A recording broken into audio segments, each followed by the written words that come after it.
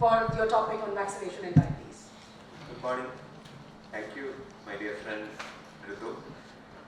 Respected chairpersons, senior physicians, diabetologists, and my dear friends.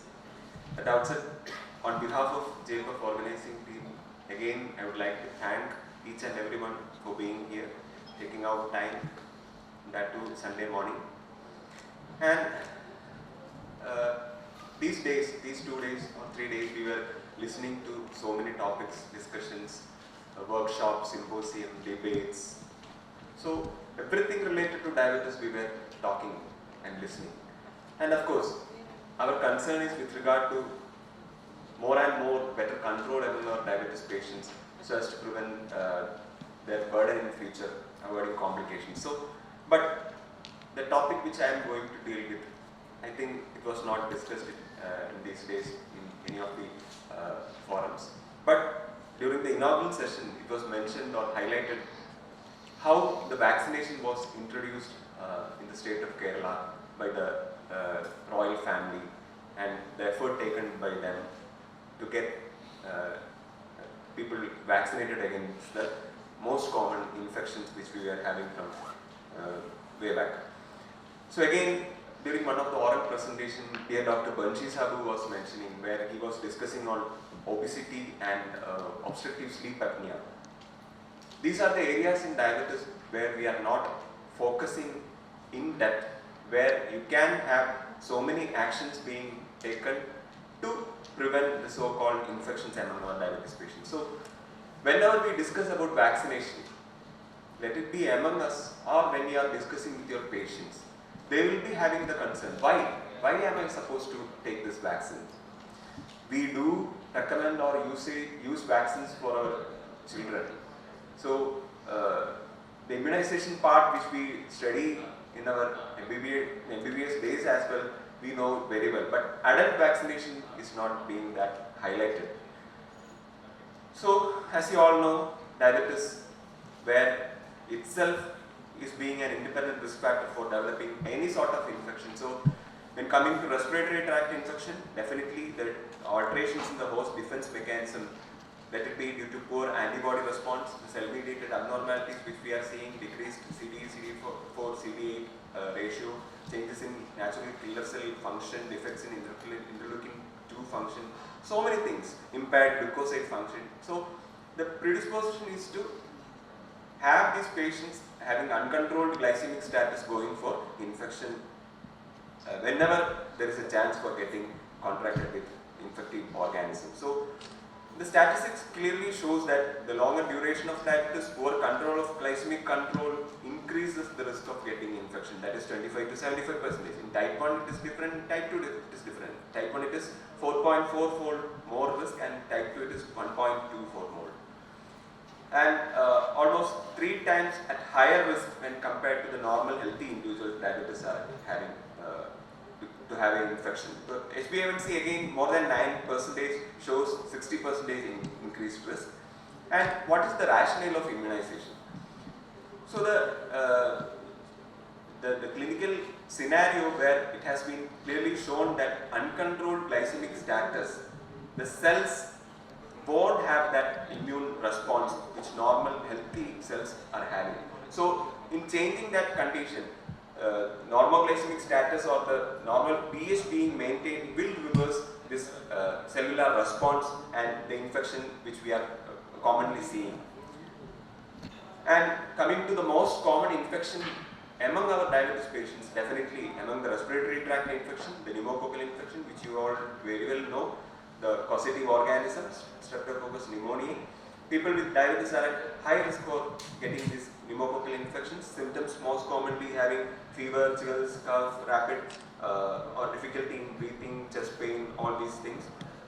So from way back in 1918 when we started experiencing the epidemic or the recent pandemic which we had a couple of years ago, COVID-19. So these all respiratory disease outbreak, we have seen that diabetes patients suffering a lot. That too ending up with pneumonia, respiratory tract infection getting severe, and the morbidity or mortality among our diabetes patients increases. That too, during the COVID time, we have seen the hospitalization because of pneumonia was more, and still the long COVID cases among our diabetes patients, still they are not finding enough relief from that infection or the post-infective period. So hospitalization for pneumonia is associated with decreased 1 year survival in patients with type 2 diabetes and appears to be a major determinant of long-term outcome in these patients. And those with diabetes admitted for pneumonia had higher mortality within the first 30 days and 1/3 died at 1 year. So definitely it has to be taken care. So what is the solution? Of course, whenever you are getting infection, the patient themselves will say that if I am getting an infection, I will treat that. But if possible, you have to avoid that infection. So the only option is immunization. So among the pneumococcal vaccine, you can very clearly see the two types of vaccine, that is the polysaccharide vaccine and the conjugate vaccine, which are available. Among the conjugate vaccine, you have PCV 13, 15, 20 and the PPSB, that is the polysaccharide pneumococcal vaccine. So each and every organization or bodies where they are recommending on how to address your concerns among diabetes patients or guidelines or making further decisions on how to move forward, they are advising on vaccination for your diabetes patients. So this is with recent ADA 2024 guideline, where the pneumococcal vaccine recommendation is clearly shown in that tabular column. You can see 19 to 64 years of and above 65 years of age group. If not vaccinated, you have to give the vaccine, and if prior vaccine is taken with PCV, that is the conjugated vaccine, you can follow up with PPSB vaccine after 1 year. The interval between the two vaccines should be of 1 year.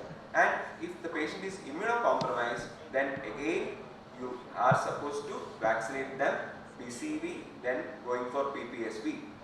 There will be some sort of confusion with each and every bodies recommending the usage of pneumococcal vaccines, but it is very clear.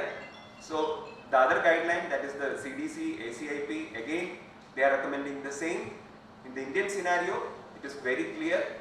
We have only PPSB 23 and PCV 13 vaccine, that is the conjugate pneumococcal vaccine and the polysaccharide vaccine. So the PCV is the one which is given for the younger age group, because that is the one works in that age group. So those patients who have taken PCV, definitely, like what I said earlier, after 1 year you can give the PPSB, that is the polysaccharide vaccine. Don't give these vaccines together. That is not being recommended. That please time period interval should be of 1 year gap. And the cost is there. Of course, they will have a concern with regard to the cost, but again, if they can spend a lot of money for other things, means this is for a preventive thing which we are advising for your patients. So definitely, if possible, if willing, because shared decision, we are not forcing anything to your patients. So if they are willing, they can have these vaccines taken. So the next one, very commonly getting infection among our patients, the recent one which I have discussed, the COVID-19 itself, you are very clear that the flu infections among our patients are more. There is no age bar, let it be of any age group, we are seeing influenza infections very commonly these days. So high risk individuals for influenza include those with pre-existing diabetes, cardiovascular disease, people on immunosuppressants and other chronic illnesses. This group of individuals experience more severe clinical course, worse health outcomes and higher influenza-related complications. Unfortunately, yesterday evening, I lost my uncle. He was 90 plus, but otherwise healthy. Only thing, he had a viral fever recently, and yesterday night only he passed away. So I assume that it is because of that viral flu. So influenza can trigger coronary episodes, just like what I shared right now. In diabetes patients, the risk of coronary vascular disease is 2 to 4-fold higher when compared to the normal healthy individuals. So subgroup analysis and subsequent studies have shown that vaccination is efficacious and cost effective in reducing hospital admission and associated complications among your patients. And see, after the vaccination, the flu vaccines which you are giving to your patients, 1 week later, it is clear that the immune response with vaccination with which the patients are getting, it is being noticed after flu vaccine. So among the flu vaccine, that is the seasonal vaccine, yearly taken influenza vaccine that protects against influenza virus, you have two types, that is traditional flu vaccine, which is a trivalent, made to protect against three flu viruses, that is influenza A, H1N1, influenza A, H3N2, and influenza B virus. And you have one more, that is the fourth one, the quadrivalent being added, the flu vaccine which has the four viruses coverage. So the efficacy of influenza vaccine has clearly shown that there is 56% reduction in any complication which is happening after the influenza infection, and 54% reduction in hospitalization, and 58% reduction in deaths.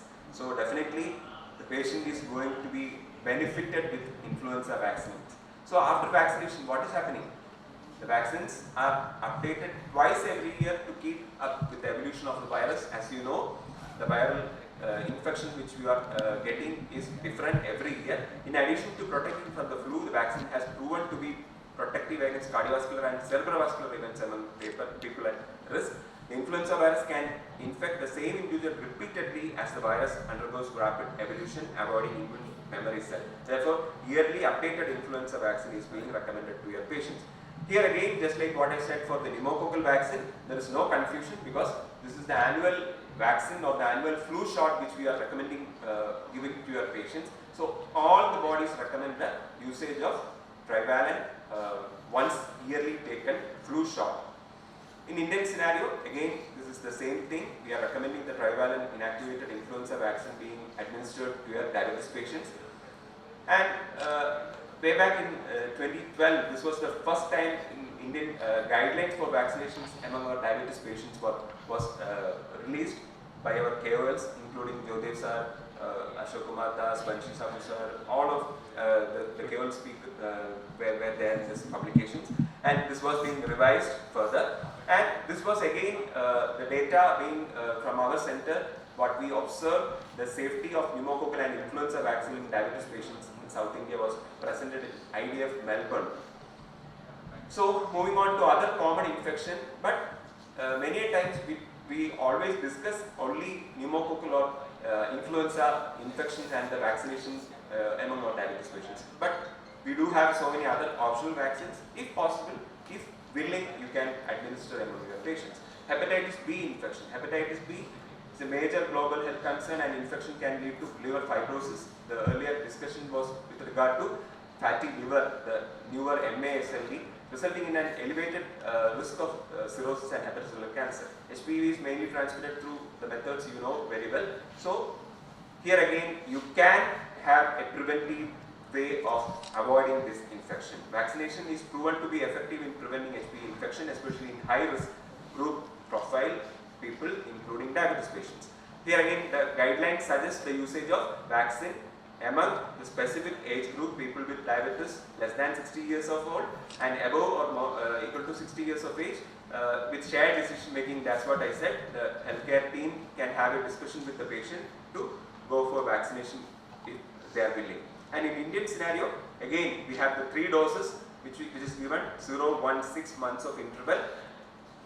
It is clearly shown that in diabetes as well you can use these vaccines. Then the most commonly used another vaccine, tetanus, diphtheria, pertussis vaccine. Here again, once yearly, once in 10 years, the recommended guidelines recommends on the usage of the tetanus vaccine, which we are also using. And the newer addition, which we are highlighting these days, that is the herpes zoster, the vaccine against herpes zoster, the varicella zoster virus, which is the causative agent of chickenpox, and later following the primary infections among the immunocompromised, including diabetes patients, they can have the severe painful neuropathic presentation with rashes, that is the reactivation of the chickenpox virus. And according to CDC, 1 out of 3 people in the US develops shingles in their lifetime. People with diabetes are at higher risk of having herpes zoster. Many a times we see that patients complaining of severe pain over back, over the chest area, and with papules of the rashes, which we commonly see with the zoster infection. So vaccines available right now, that is zoster vaccine, the live attenuated zoster vaccine you have, and the recombinant zoster vaccine, that is the shingles vaccine, which we are using nowadays very commonly. And again, the guidelines suggest the usage of vaccines among the age group. You can very clearly see that is the above 50 years of age group. All these forums, including ADA, Canadian National Advisory Committee, CDC, ACIP, all are recommending the usage of shingles vaccine. Now, we were concerned about COVID-19, but right now in the audience, I am not seeing anyone with masked faces. We are free now, we are not concerned about COVID-19 infection right now, but still the recommendation on the usage of vaccines with regard to COVID-19, people with diabetes should be prioritized and offered COVID-19 vaccines and vaccine boosters. That is the immunization or the vaccination guidelines recommending the usage of COVID-19 vaccine. This again, the observation or the experience from our own center with the usage of vaccination, that is showing the prevalence of adverse events of pneumococcal and influenza vaccine among our people with diabetes at our center, which was published recently. Because mainly, like what I said, the concern from patient side or even from the doctor side, whether the patient will have some side effects of vaccine, will be there. So the data being collected from 2007 to 2023, more than 5,000 individuals with diabetes, both type 1 and type 2, during their physical visits to our center, we have discussed with regard to the advantages of taking vaccination, and they were convinced and they were willing to take the vaccines, those patients who had taken these vaccines, both the vaccines including pneumococcal and influenza vaccine. So this is the retrospective data gathered from the diabetes tele-management system which we practice at our center. And the data, age, sex, duration of diabetes, other comorbid conditions were collected, and which vaccine was administered, date of vaccination, follow-up information. With the usage of diabetes tele-management system, we have tried to follow all these patients to know whether they are having any discomfort after taking vaccination. So, so they are eager to know when the vaccine should be taken, and they will say that many of my relatives got infection, but I am not getting that infection. I am taking care of my relatives when they are getting infected with like say pneumonia or influenza viral infection. So the strategies to improve vaccination, you have to identify the ideal candidates, that is your diabetes patients, discuss about the benefits and the safety profile of the vaccine which you are giving to your patients. Please incorporate vaccination among your patients in your routine clinical practice. Document the procedure. You should give the proof of the vaccination details to the patient as well, so that they can keep as a record. So take home message, vaccination in diabetes is very, very important. Let it be old age or younger individuals with diabetes. The guideline, the global guideline, whichever you see, recommending the usage of vaccines among your diabetes patients, and we have no published guidelines from our own part of the world. All physicians should discuss vaccination with your patients. Vaccinations are of proven efficacy. Thank you.